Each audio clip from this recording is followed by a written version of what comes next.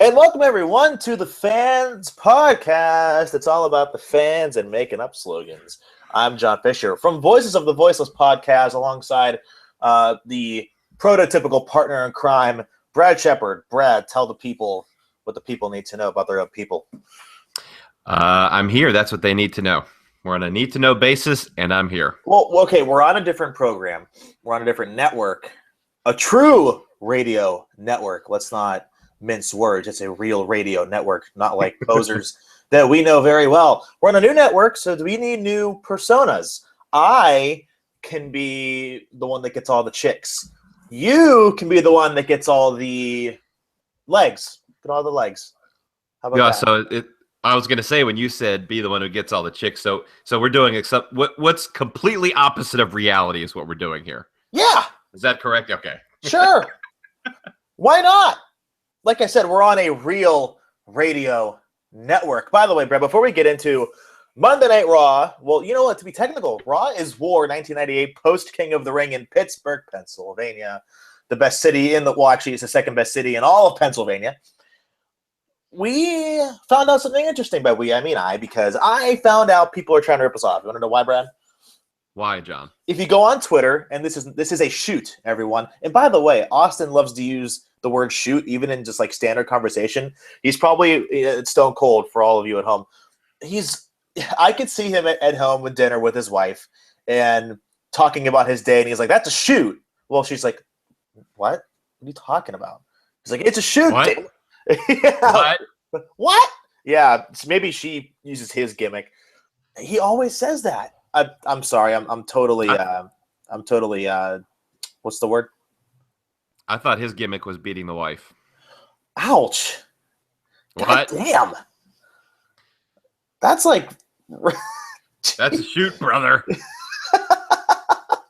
All right. Well, no. I have found out through the power of social media and positivity that there's a podcast out there called Voice of the Voiceless Podcast.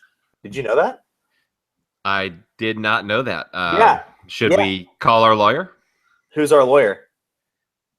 Dewey, Cheatham, and Howe? The law firm? I'm sure you've heard of them. When you said Dewey, I thought of, well, do we have to? He'd write a great script, damn it. All right, so Brad, tell the people why we're here. We want to start off with a little bit about ourselves. Yeah, we are normally on Voices of the Voiceless Podcast. You can find us every Thursday, either morning or afternoon, depending on when I wake up and want to publish the podcast. But this is a little bit different. We're going to be reviewing an old Raw, a Raw that was set 18 years ago.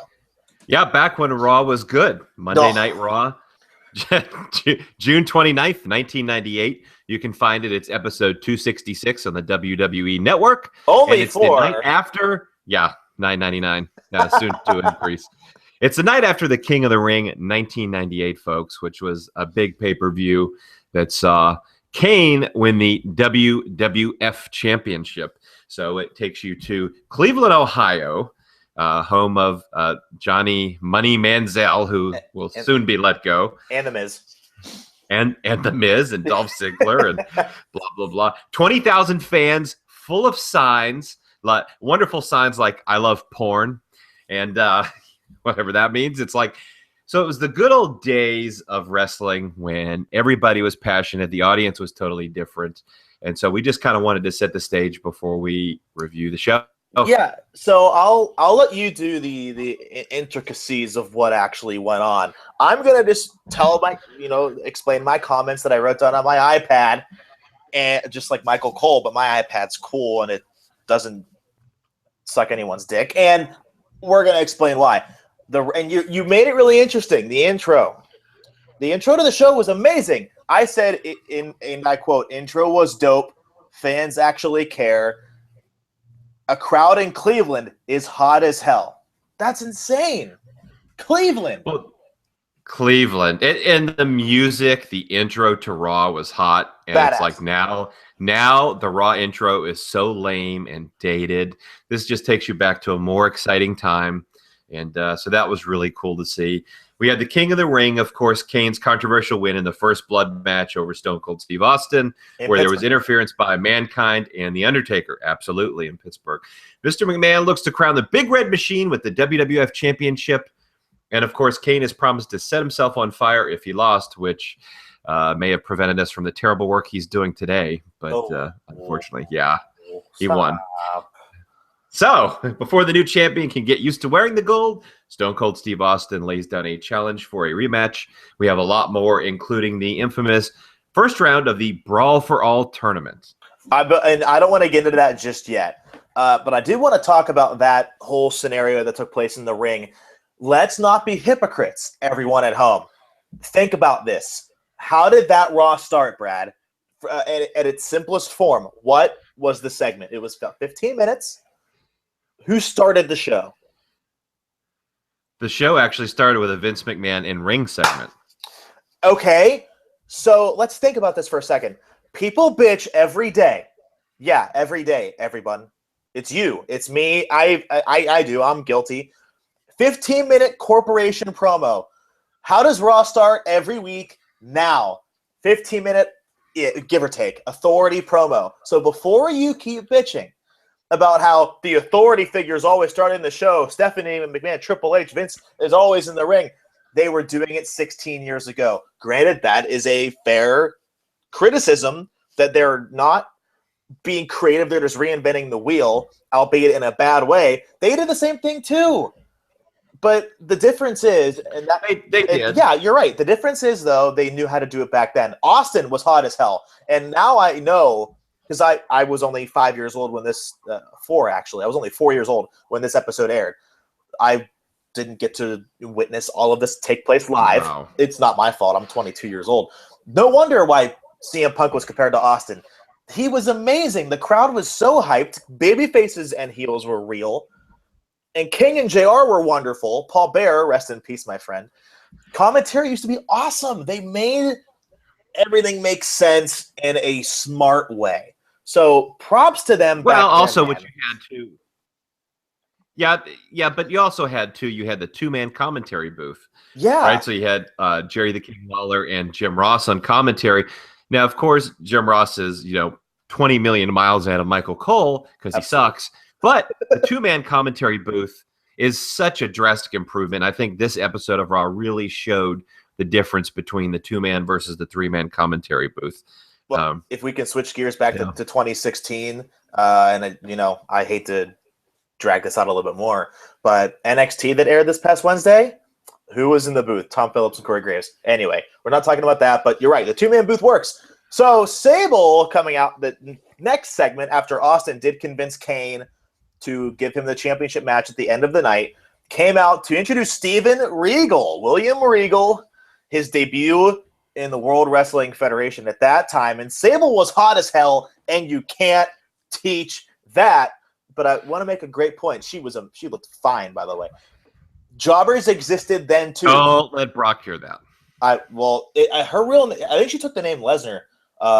It's a shoot, Steve Austin. It's a shoot. She did take Lesnar's name. What?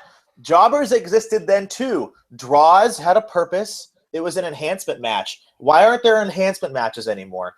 I hate to keep comparing from then to today, but then was perfect. And I'm going to tell you later, every segment had a purpose. Whether it was terrible or it was great, every segment had a meaning. Regal's debut lasted about 4 or 5 minutes. I thought it was excellent. He was told what he had to do. Slow-paced match, but got the point across. I thought it was kind of boring, to be honest with you. That's 98, buddy. The wrestling wasn't that exciting. You had the story. See, today, the wrestling is the backbone of the match. In 98, the story was the backbone of the match. Wrestling was right. added extra. All right, Junior, I'm well aware of that. I don't think you are. The match was kind of boring. Oh, I do. I was out of high school when this took place. Oh my God! I've been watching wrestling for a long time. How old are you? I'm 37. I've been watching wrestling. I've been watching wrestling for 34 plus years. Damn! Since I was a little child, longer than most fans have even been alive. So I'm well aware. And you're still a fan. Bastard. Yeah. I'm still a fan. Don't ask me why. I'm still a fan of this wonderful stuff they call wrestling. You know why? You know why? You know Hey, why. do you remember Darren Drozdoff? Do you remember what happened to him? Well, he was called Puke. I know that, but please enlighten me some. Yeah, that's how he got his job, and he went into a meeting with Vince and was able to puke on command, and Vince loved it, of Oh, course. ew. Yeah, which is very interesting. But no, he actually got paralyzed in a match with D'Lo Brown, I taking don't want to hear that. D'Lo's signature move, and yeah, he got paralyzed and never wrestled again. What, the Ura Slam? No, that's Titus. Stardust. Yeah, with his work, he may paralyze someone with his work. He's sloppy. I smell something. Yeah. Titus. So Oh, racist. Anyway, okay, that segment was there and gone. Michael Cole is not a bad reporter. He did cover a war. He is an experienced professional journalist, and I kind of like him as a Josh Matthews type than a play-by-play guy. I'll give him props where it's due. I'm a journalist. I was on television. I talent respects talent, my friend. Cole is not a bad reporter. Just not a great wrestling reporter. No. He wasn't that bad. But who was bad is Ken. He was a dweeb. We just dude. So am I. we're all in the same mold. All right. He's a dork. So am I. I'm alone and sad. King of the Ring. And still looking for the love of your life. That's in our podcast intro. Shamrock. Well, oh my God. So yeah, Cole was talking to Ken Shamrock in the middle of the ring, and I said three things. I'm going to let you talk. Shut up. I'm going to say three things. That was rude. I'm sorry. Ken Shamrock is horrible on the mic. That's point number one. Point number, my God, he's bad. He makes fucking Roman Reigns look like Steve Austin. Number two, King of the Ring meant something. It meant something. And Owen Hart, rest in peace, even though the Black Heart was kind of a bust. Oh, I loved it. You did? I loved the Black Heart. Yeah. Yeah, I loved Owen Hart as the Black Heart as a part of the Nation of Domination. I thought, I enjoyed it a lot. But yeah, Shamrock was his promo was a lot of rambling on about nothing, and actually Jerry Lawler called him an idiot because he referred to The Rock as Rocky Maivia. That's a shoot. He botched the name. He's an idiot. Yeah. But the funny thing about this was, that was a time in the Attitude Era in 1998 where they had bullet points for promos where they said, hey, talk about this, and it wasn't as scripted. So you were kind of going to sink or swim when you went out there. You had to improvise a little, and you've got some creative freedom. And he clearly was sinking. This was terrible. He would have been better off today with the scripted, overly scripted shit. Absolutely. So, and I don't agree with it being scripted either. Well, there was that time when Shamrock called Undertaker Mark, which what? Just why? Kayfabe is. Well, he is a Mark Calloway. I know he's Mark Calloway. God damn it! Why would you call him that in 1999? Corporate or what was before that? The Corporate Ministry. As soon as they debuted, he called him Mark. Idiot. What else do I have on here? Triple H in China and before drugs. Lols. That's where the King of Kings originated, which I thought was so interesting. And then I have after that, man, Shamrock is so bad on this dick. He was so bad. Yeah, Triple H says, you can't be considered the King of Kings until you step in the ring with me. And there we have it. So I thought that was so interesting, though. As a three-way promo, did you enjoy it? I thought Owen Hart, who I never got to see live, which I regret because I was so young. Man, did he have charisma just oozing out of him? Like it was natural. Yeah, Owen Hart was underrated. Not by the wrestlers, but probably by the fans. I got to see him live, and I was always very appreciative of that during his babyface run where he was, feuding with Shawn Michaels. Wow. But yeah, man, he was so underrated. He was so good here. And he's just an all-around real good worker. So they could have done so much more with him. And he'd be in the Hall of Fame already if tragedy hasn't struck. Moving on from that, I like the promo. It had a purpose, and they set up for their triple threat later on in the night. and we'll talk about that later. The Brawl for All was innovative, but I don't think that's the word for it. Original, different. Can we say different? It was different. It was bad different, but it was different. Fucking stupid. Hell yeah. And, filibuster for me, Bradley. I have to find a quick clip that's going to put all of this into perspective for you. John Fisher and his clips. He loves to do this. So the Brawl for All round 1 segment featured Marvelous Mark Miro, who at this point was no longer with Sable. And he was versing the Lethal Weapon, Steve Blackman. Both guys, legit fighters.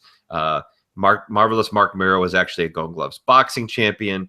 Steve Blackman is just an all-around karate kung fu badass that you did not want to mess with. And there's a lot of tales on the interwebs about his badassery. So, to me, though, this was just really a stupid concept. One of the worst things they've ever done. The crowd hated it the entire time. They were not into it immediately. They began booing and loudly chanting, "We want wrestling." In 1998, when we were all subjected to being marks simply because kayfabe was so real.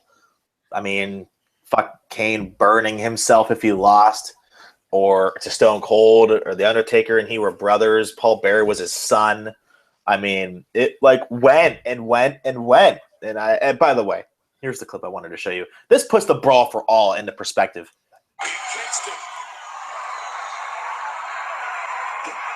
Just listen, Brad. Positioning himself on that left side. He's for the trouble in paradise. Looks to take advantage. He does. RKO. Damn it! That was all right. What I was trying. Another epic fail by John Fisher. What I was trying. Worse than his love life, folks. Yeah, I know. Well, I texted you what happened on Wednesday night. No, let's just say the pitcher didn't show up to the ball game. Yeah, let's just try and just kick him while he's down. What I was trying to do successfully is find the clip of Kofi Kingston botching and Randy Orton shooting on him in the ring. Stupid. Yeah. I really wanted to be backstage for that. No, it was like the Brawl for All was so fucking dumb. Really dumb. Okay, after that, well, that's not the first time we're going to see the Brawl for All, which is an atrocity in and of itself.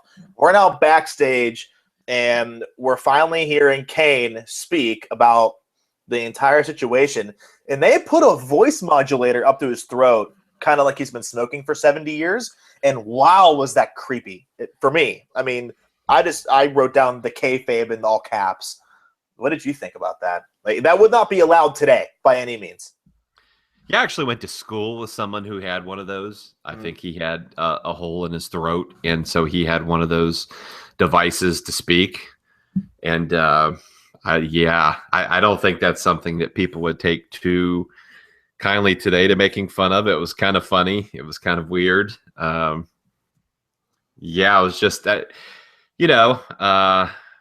Austin got his rematch. I think that's the big thing out of this. He's got his rematch for later in the evening. And then they briefly showed a black male wrestler walking in the parking lot towards the arena. It was Taker. Lawler asked, "What? It looks like a black male wrestler." Lawler asked Jim Ross who that is, and Ross says it's hard to tell because it's dark outside. So I was like, it was just kind of weird, but yeah. Anyway, so the match is set up for later in the evening. It was Undertaker. That is not. What were they doing? I don't know. He's got an extreme tan. You're damn right he does.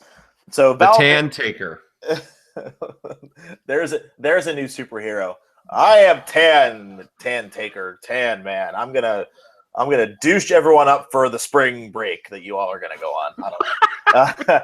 So Val Venus. What a gimmick that would be. I know. Move over, ladies. I'm gonna get myself a tan. Val Venus was actually over, and what? I was gonna say that's something that Vince Russo may come up with. Val Venus, or the tan man. The tan man with douching you up for the spring breeze or the summer breeze or whatever it is. The spring break. spring break. That was a swerve. That was a swerve. It's not going to be another character. It's just going to be Del Rio. Vince, can we get back to Val Venus, please? Damn it. Val Venus was actually over, and Dick Togo, fucking great name. Their match, I felt like they didn't focus on the match itself. Instead, Goldust, who was portraying Dustin Runnels, that religious gimmick was really weird.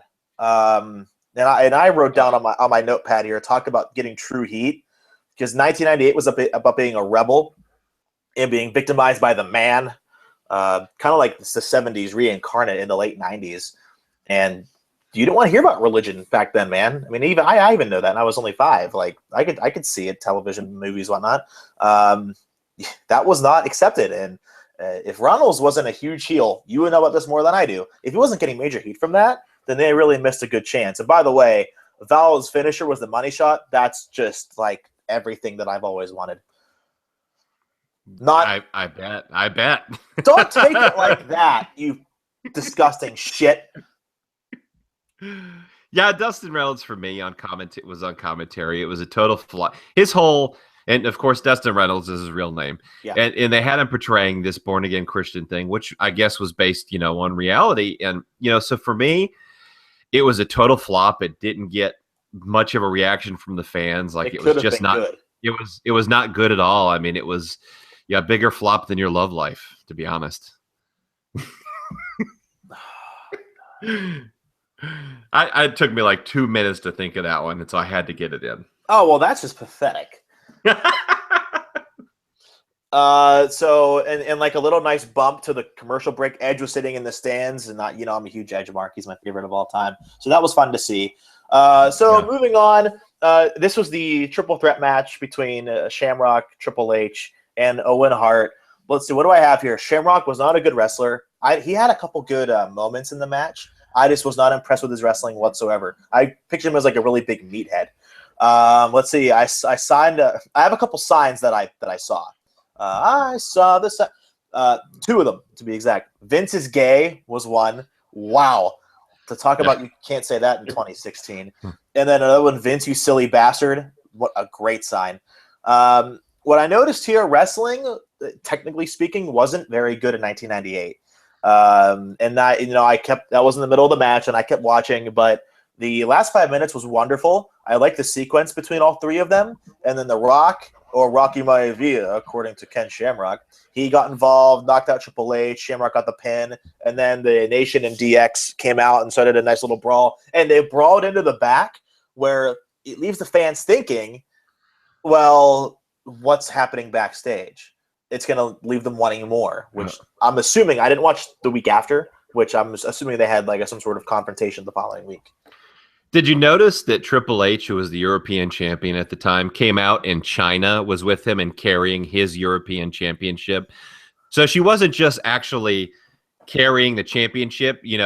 She actually was, wearing the pants in the relationship as well. And if you saw her clit dick, you would understand. China was hot in the 90s, man. Yeah, she wasn't a bad-looking dude. Okay.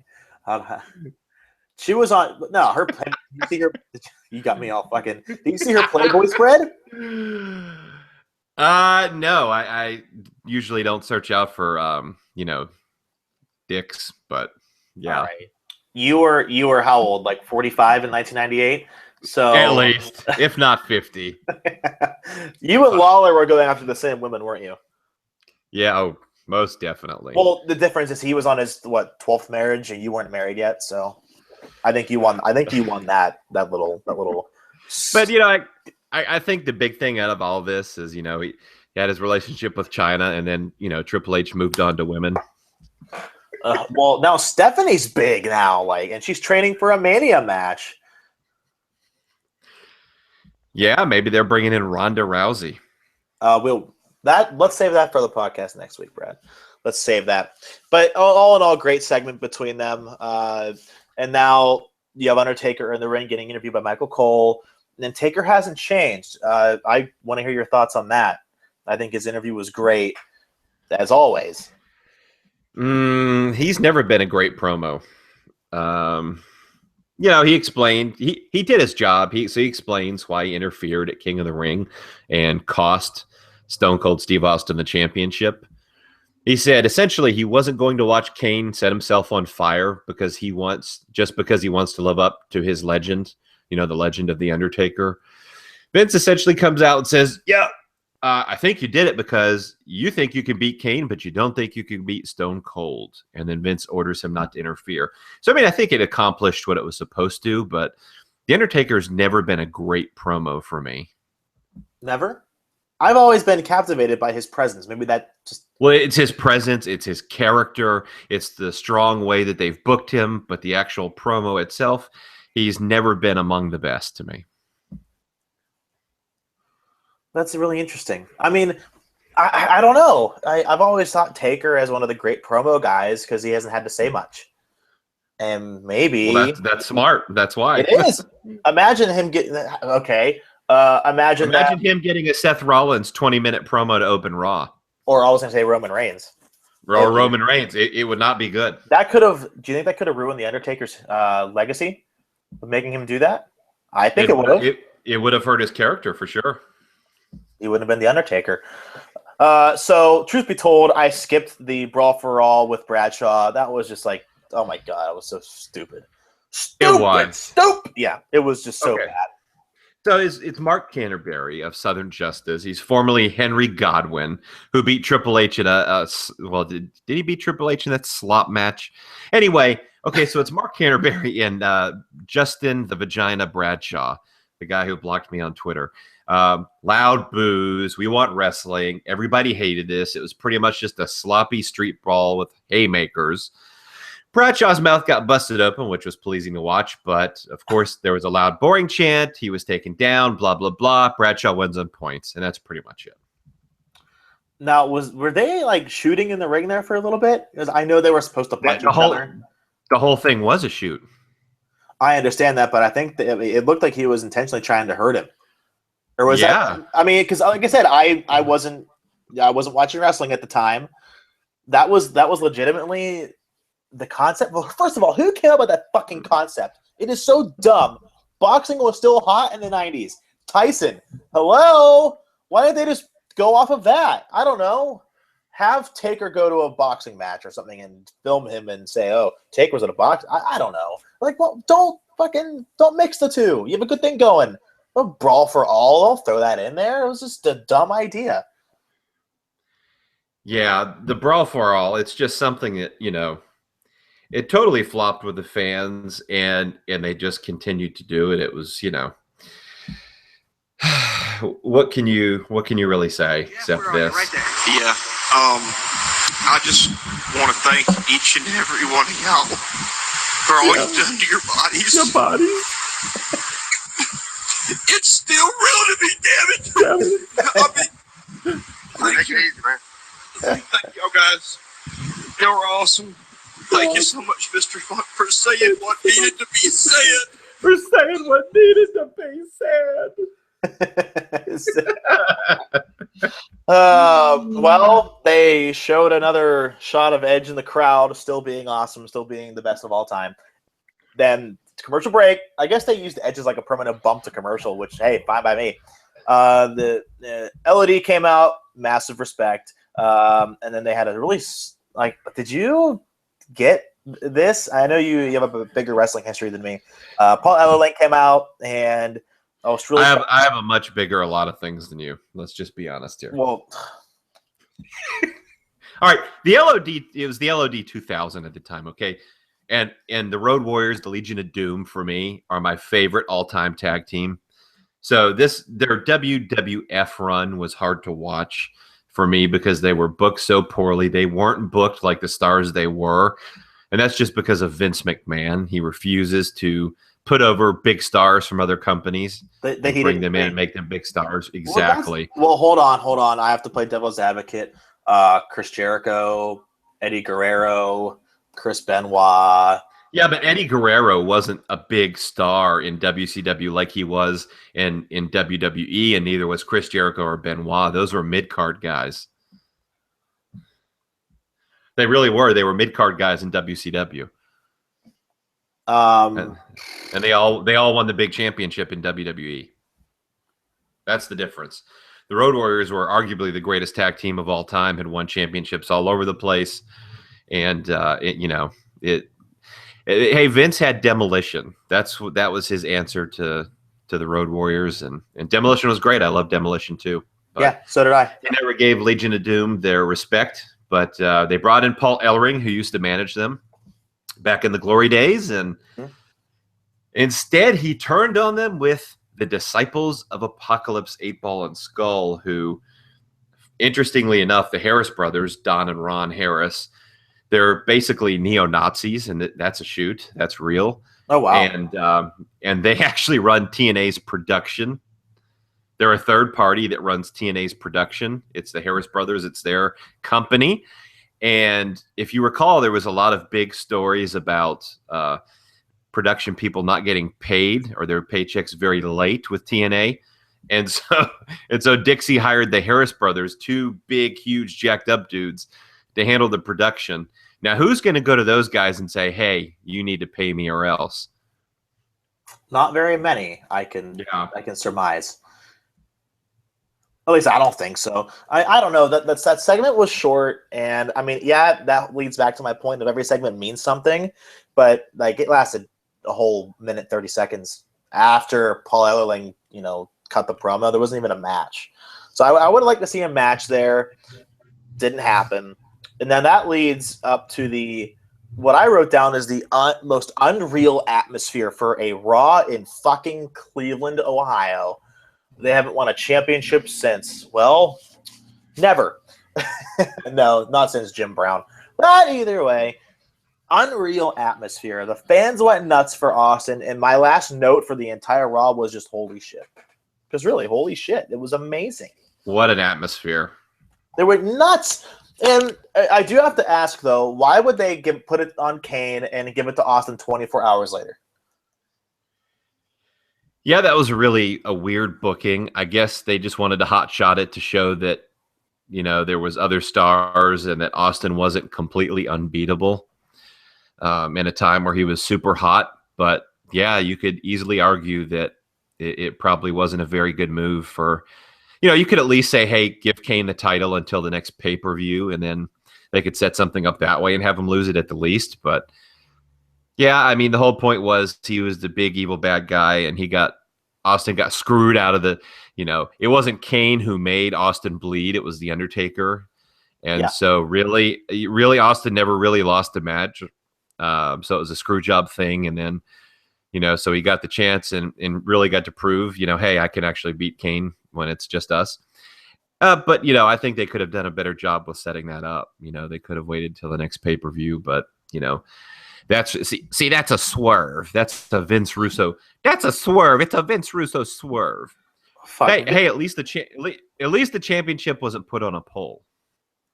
Let's talk about championship on a pole match. And that's why the Attitude Era wasn't all, amazing matches, incredible atmospheres, crowds, the interest. There was a lot of bullshit too. So when people want the Attitude Era back, and the Raw that we just covered is a good example of that.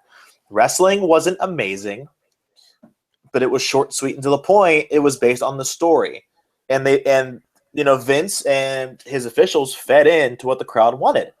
And I think that just makes it come full circle. It doesn't happen anymore, and you see where the crowds lie. Oh my Lord! Take the last show in Cleveland, Ohio. I would assume it was in mid to late 2015. Compare that to the Raw that we just covered, 1998, right after King of the Ring. There is a polar opposite difference. It's scary. Yeah. There's no comparison at all. The match itself had a lot of anticipation. I mean, it wasn't a 5-star match. Not much in the Attitude Era really was an excellent in-ring match, but it had a lot of excitement. The fans were really into the story and the characters, which is what's important, and that's what sells tickets, not 5-star matches. And so, Austin hits the stunner. He wins. Undertaker hits the ring, and he stuns his ass too. And that's the bottom line. And that was before The Rock even got really, really, really popular. They didn't even do Austin Rock yet. So the best was still yet to come.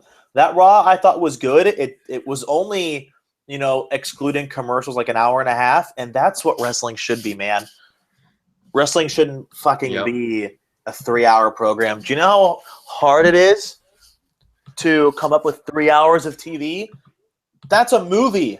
That's a movie, man. Every week. Every single week. Yeah, for me, this was so much easier to watch.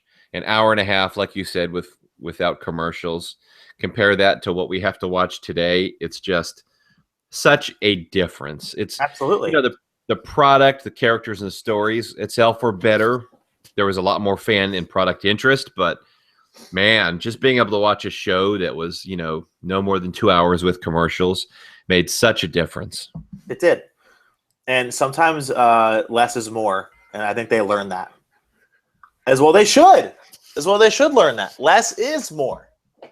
But I don't know. So I'd give that Raw like a B. A B to a B plus. When you have a crowd that great, it's really hard not to have a good show, if you know what I mean. Because each wrestler is going to feed off that crowd no matter what. I don't care what's on the script. I don't care what's on the bullet points. If, like Austin said, shut up. He's like, shut the hell up. Don't even say a word. I could kick your ass just by looking at those terrible shoes you have or something like that. That wasn't in the script. He fed off the crowd's emotion and went along with it. So I thought that was really, really good. Well, that's what top guys are supposed to be able to do. They're supposed to have those top guy instincts. And you see Austin do that, and then you watch Raw today, and you say, wow, Roman Reigns doesn't have that. No, he doesn't. I mean, but that's a conversation for another day. I just believe that wrestling back then had its advantages. I mean, hell, combine the storylines from that era, bring back the kayfabe, and include today's wrestling ability. You have the best wrestling show on the planet, and it doesn't even come. No one could ever top that. I think you can agree. Yeah, I'd love to see a balance of the characters and stories from the Attitude Era combined with some of the better in-ring work today. I think if you get a balance of that, that's the way to go. Absolutely. And 2 hours. Holy fuck. I think absolutely. That's another big lesson. 2 hours is enough. It really is. Hell, Lucha Underground and NXT, while we transition back into the future here, are able to put on excellent programming every week with only 1 hour.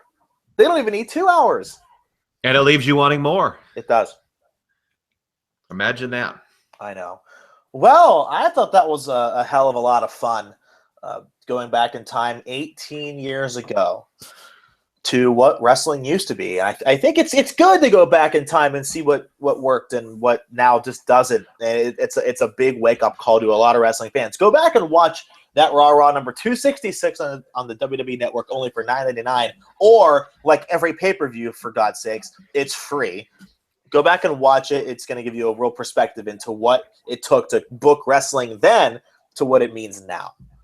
I just thought it was great because I was 18 at the time. Yeah. I get to reminisce about being young again. Yeah. How old are you? Vascular. But 50. Vascular. God damn, he's so vascular. Oh my God. All right. You can follow me at John Fisher IQ for all your Twitter needs. I tweet wrestling and other cool shit. Just don't make fun of me that I'm lonely. You can follow Brad at the Brad Shepard. You can catch us every Thursday on the Voices of the Voiceless podcast. We talk about everything and we make fun of me, most importantly. Brad, do you have a message for the people, to the people before they leave? If you build it, they will come.